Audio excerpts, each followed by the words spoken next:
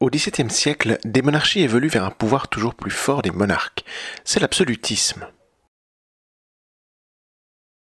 En réaction, un mouvement de contestation dit des Lumières émerge en France au XVIIIe siècle.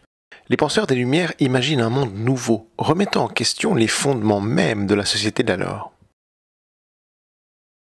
Des penseurs des Lumières, nous allons surtout évoquer Rousseau, mais retenez qu'ils sont nombreux.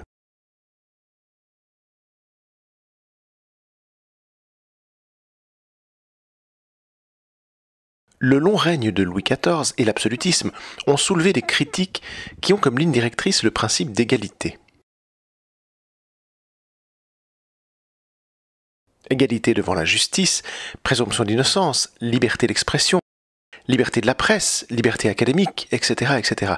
Les idées foisonnent dans diverses directions. Ces nouvelles idées forment un mouvement philosophique qui prend alors le nom de Lumière en référence au roi Soleil, le roi Louis XIV. Voici à titre d'exemple 3 personnalités de ce courant des Lumières.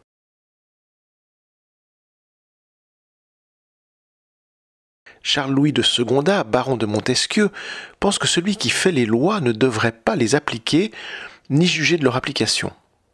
Louis XIV fait les lois, il applique les lois et il rend la justice. Pour Montesquieu, c'est une erreur. Il est à l'origine du principe de séparation des pouvoirs, cœur des démocraties modernes. Dans ces dernières, le Parlement décide des règles, le gouvernement les applique et c'est la justice qui arbitre. Chez Montesquieu, chacun de ces pouvoirs doit être indépendant.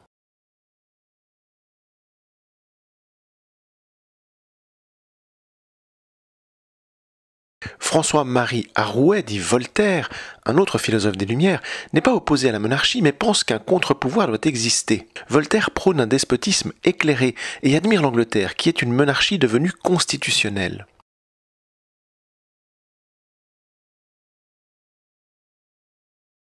Pour contourner la censure, Voltaire rédige ses idées dans des romans, comme Zadig. Une monarchie désigne un système politique dirigé par une seule personne, le monarque. Le pouvoir du monarque vient de Dieu lui-même. On parle alors de monarchie de droit divin. Parfois cependant, des contre-pouvoirs s'opposent à la domination du monarque. S'ils se structurent, ces contre-pouvoirs peuvent alors doter l'État d'une constitution.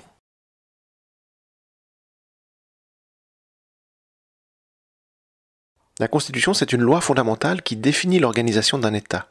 Une monarchie constitutionnelle est une monarchie dont le fonctionnement est défini par une constitution.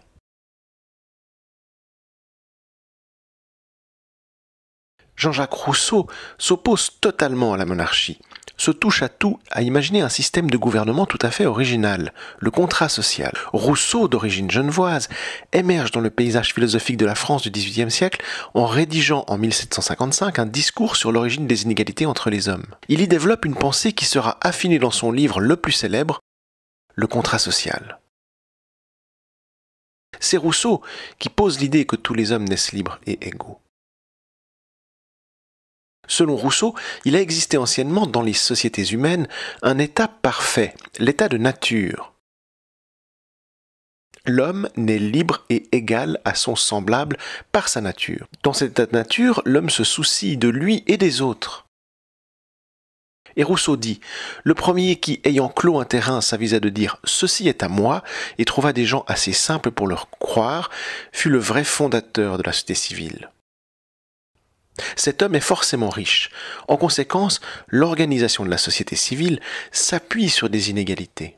Et l'homme social vit ces inégalités sociales et politiques. Chez Rousseau, l'invention de la propriété privée met fin à l'état de nature en créant la société civile, qui dérive, selon lui, vers le despotisme.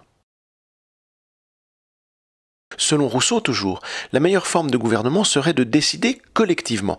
C'est le contrat social. Ce contrat repose sur l'idée que tous les hommes naissent libres et égaux et qu'il doit prévaloir un intérêt général.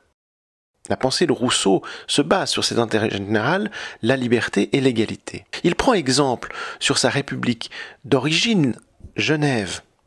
Et il se pose une question. Comment un homme peut rester libre en respectant des règles vis-à-vis desquelles il est en désaccord ? Chez Rousseau, c'est l'intérêt général qui doit dicter les votes des citoyens. Et donc pour répondre à cette question, Rousseau retourne la logique juridique en affirmant que le consentement est dans la résidence. Selon lui, ce n'est plus le statut social qui doit définir le droit, mais le territoire.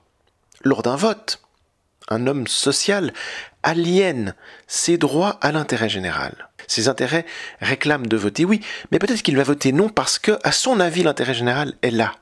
Et c'est comme ça qu'il reste libre.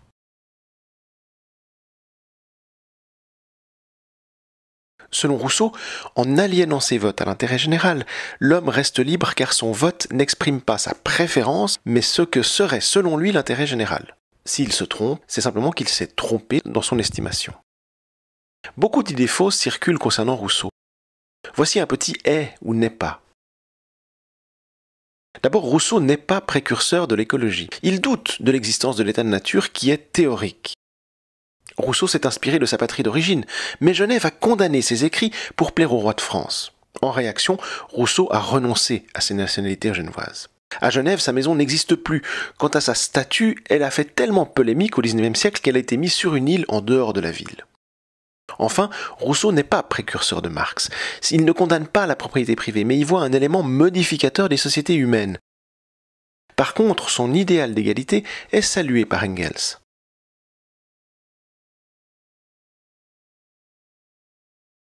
Les Lumières correspondent à une période où le savoir progresse. Les encyclopédistes tentent de rassembler l'entier du savoir en un livre. Ce travail gigantesque met des décennies à se réaliser et implique de nombreux savants.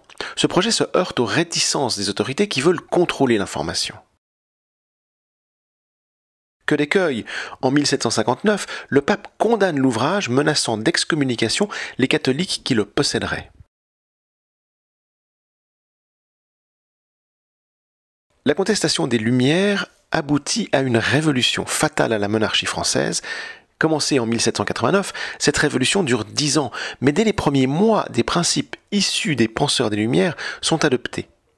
Par exemple, en août 1789, les privilèges sont abandonnés, et désormais en France, tous les hommes naissent libres et égaux.